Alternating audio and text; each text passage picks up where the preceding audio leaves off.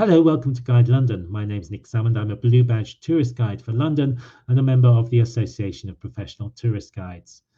We've been broadcasting here on a Monday, a Wednesday, and a Friday, bringing you a little bit of London into your home in the hope that when the lockdown is lifted, and we hope it will be lifted shortly, you can come and visit us in person. Over the last few weeks, we've had broadcasts on history and culture and food and items about what it's like to live in London. On Monday, we had a discussion about the new book from Hilary Mantel detailing the events in the life of Thomas Cromwell in the time of King Henry VIII. And on Wednesday, we talked about William Shakespeare. Now, if you've missed any of our broadcasts, you can catch them all on our YouTube channel or on our Facebook account. All you have to do is log on and search for Guide London. You'll find all our broadcasts archived there. Today, we're joined by Blue Badge guide Eddie Lerner, who's going to talk about the Beatles. Now, the Beatles were the most successful pop group in history. To date, they've sold more than 800 million albums. They were named as one of the most 100 influential people of the 20th century by Time magazine. The Beatles, of course, grew up in Liverpool, which is a port city about 200 miles north of London. Eddie's going to tell you a bit about their lives in Liverpool and some of the places you can visit up there. And he'll also talk about their associations with London. The Beatles, of course, recorded most of their albums here in London at the famous Abbey Road studios. And you can still visit that very famous zebra crossing that stands outside the studios. Now, we're not broadcasting live today for technical reasons, so we can't respond to comments as they go. But if you leave any comments or questions in the comments section of Facebook or YouTube, then we will try and answer them then. But for now, I'm going to hand over to Eddie, who's going to tell you all about the Beatles. Hello, I'm Eddie Lerner. I'm a London Blue Badge guide. I'm wearing my badge today. And I'm a member of the Association of Professional Tourist Guides. And I have my own website. If you want to look that up, it's eddielernertourguide.co.uk. No A in my last name, by the way. It's Lerner. Also write a blog every Monday. I post something to do with tourist guiding at diaryofatourisguide.blogspot.com. And you're welcome to look that up. And you can see me on the Guide London website as well. For many years, I worked as a tour manager, taking groups around Britain and Ireland. And one of the places we often went to was Liverpool, which of course is where the Beatles came from. So let's start in Liverpool, go back to July 1957, when a young 14-year-old Paul McCartney plucks up the courage to approach John Lennon, who was playing with his group called the Quarrymen, so-called because he attended Quarrybank High School. And John was impressed with Paul, although he said, "You're playing the guitar backwards," because Paul was left-handed. He was impressed with him because he could play various different musical instruments. He could tune guitars, and he was writing songs even at that early age. So he invited Paul to join the band, and George Harrison, who went to school with Paul, later joined them as well. So the Quarrymen became the Beatles, of course, famously, and two places in Liverpool are associated, particularly with Beatles songs. One is Penny Lane, in which Paul writes about a suburban street in Liverpool, and the banker who never wears a Mac, even when it's pouring rain, and the fireman who likes to keep his fire engine clean. It's a clean machine. And that's typical Paul, just observing everyday details of life at Penny Lane, where the group used to meet when they went off to their various different early concerts there. John also wrote a famous song about Liverpool, which is called Strawberry Fields Forever. Strawberry Fields was a children's home, which was near to where he grew up, having been brought up by his Aunt Mimi and his Uncle Ted. That was a tough ask because Mimi was very respectable and John was a natural-born rebel. And she didn't like him going over to Strawberry Fields, but John said to her, "What's the matter going to Strawberry Fields? They can't hang me, can they? Nothing to get hung about on Strawberry Fields Forever, of course." So those are up in Liverpool, Strawberry Fields and Penny Lane. But let's go down to London, because that's where the Beatles moved, and they made most of their records, of course, at the famous Abbey Road studio. That's the first place that most people will go to who want to check out the Beatles in London. So you can go up to Abbey Road. It's near St John's Wood Underground Station. It's about a 5 or 10 minute walk from there. And you can cross over the famous pedestrian crossing, which the Beatles did in August 1969 when the photographer Neil Macmillan took their photograph. And that became the cover of their penultimate album. Like most of them, it was recorded at Abbey Road Studios. The very first one was recorded there in February 1963. Took one day when their manager, Brian Epstein, had seen them playing at the Cavern Club, had brought them down to London and persuaded the producer, George Martin, to take a punt on them. Martin knew nothing at all about pop music, but he was impressed with the humour and the energy of these four lads from Liverpool. He didn't like their drummer Pete Best, so Pete was replaced by Ringo Starr. So it was John, Paul, George and Ringo who made the first album, which is called Please Please Me. And that was at Abbey Road Studios. Before we leave Abbey Road, those of you from Germany and who know about Volkswagen cars might be interested in the Volkswagen Beetle car, which is behind the Beatles as they're crossing over the pedestrian crossing in that famous photograph of the Abbey Road album cover.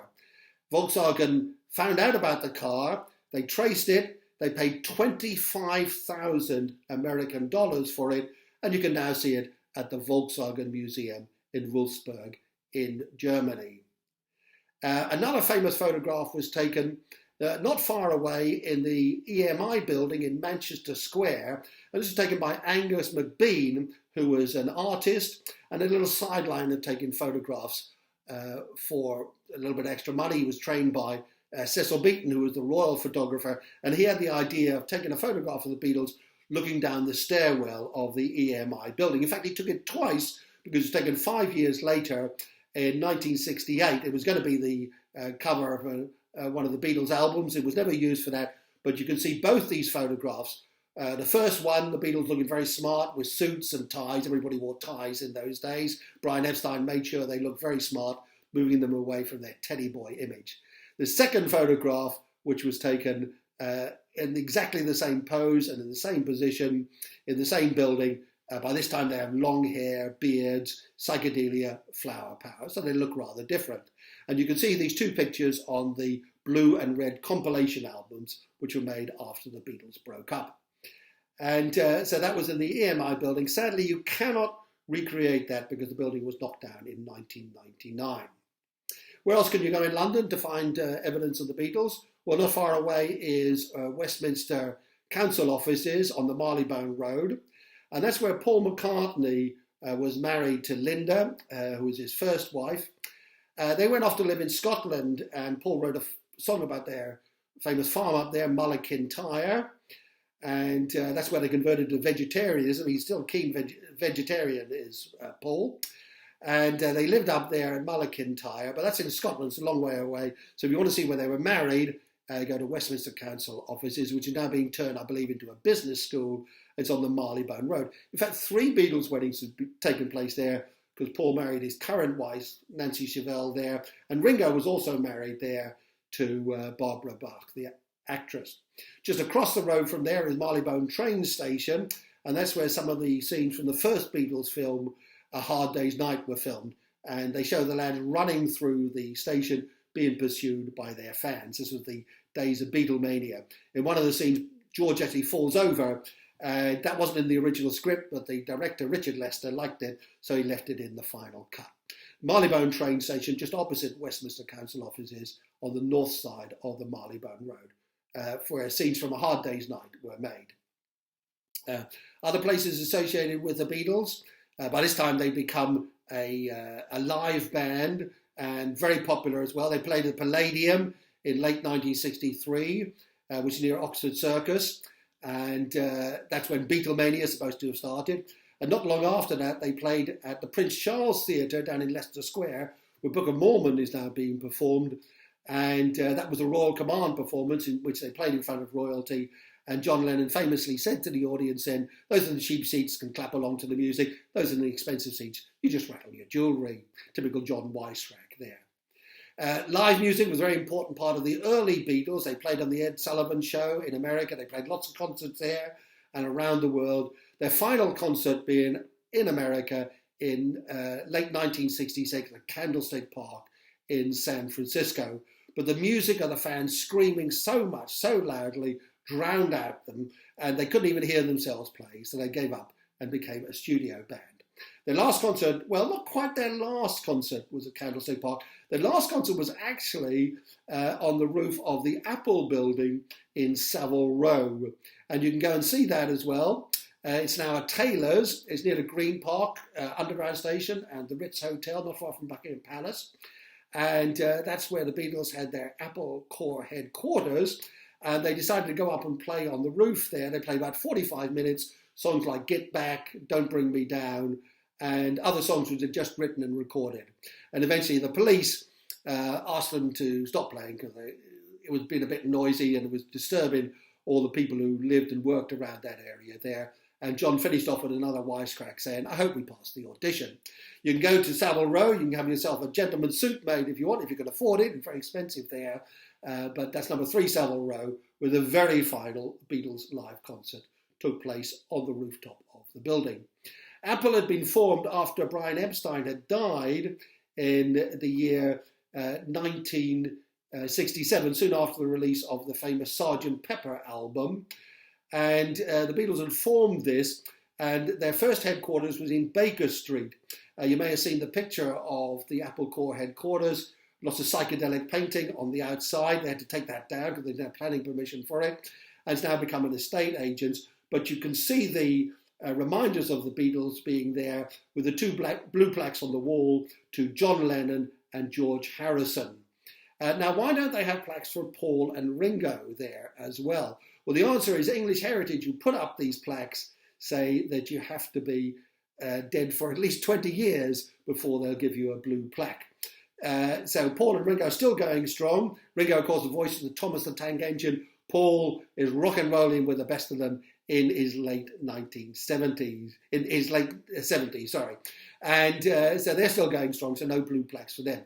There is actually another blue plaque, though, for John Lennon, and that's in 34 Montague Square, which you can go to. And that's a flat which had once belonged to Ringo Starr, and it's where John lived with Yoko Ono, who'd become his second house. He had lived at Tittenhurst Park, which is near to Ascot Racecourse, which is about an hour outside London. I went there with my daughter not so long ago. She lives not far away, and we tried to get inside, but no luck, I'm afraid. It belongs to the President of the United Arab Emirates, and he wouldn't let us in, not even for a cup of tea, which is a bit of a shame, I suppose. That's where John made his famous video of Imagine playing the White Steinway piano, which you may have seen, in fact, at Tittenhurst Park. But he moved with Yoko to Montague Square. Later on, they went to live in America, where John, of course, was tragically killed. And Yoko came back to Montague Square, to a flat they'd occupied for a few months, and she unveiled a plaque to John there. And so that's number 34 Montague Square, not far from the Swedish Embassy, which is the home of John and Yoko in London before they moved to America. Another house in London associated with the Beatles, there's no blue plaque on the wall again, and that's in Wimpole Street, which is associated with the Barretts of Wimpole Street, of course, Elizabeth Barrett, Robert Browning, and it's number 57 Wimpole Street, which is where the Asher family lived. And Jane Asher, their daughter, was Paul McCartney's girlfriend, and so he moved in with them. He liked to mix with the arty set that they knew. And later on, Paul bought a house not far from the Abbey Road studios, which he still owns to this day, in fact. But he lived in Wimpole Street, and that's where he wrote the famous song, which is Yesterday. And that's been the most covered song of any of the Beatles songs. It was originally on their Help album. It could have been released as a single, like all the other Beatles singers who would have got to number 1 in the chart. But Paul said no. He said the Beatles do things together. That's the way we are. It's John, Paul, George and Ringo. And he'd written and recorded that song largely on his own, so he didn't think it was suitable to be a Beatles single. And that's the way it was for the Beatles. They were the band, John, Paul, George and Ringo. They got the name of the Beatles in 1960. They split up in 1970. So they stayed together just for the length of the 1960s. And great decade for pop music in London. I hope you enjoyed looking at a few of the places associated with the Beatles in our capital city. And when things get back to normal, we'll be happy to take you around and show you these places in person. But for now, goodbye, good luck, and we hope you come back to London one of these days when we'll be more than happy to greet you and welcome you back to the city. This is Eddie Lerner here. Thank you very much. For more information, visit our website at guidelondon.org.uk. There you will find information about all the different types of tours our guides offer, as well as profiles of the guides themselves. You'll also find blog posts.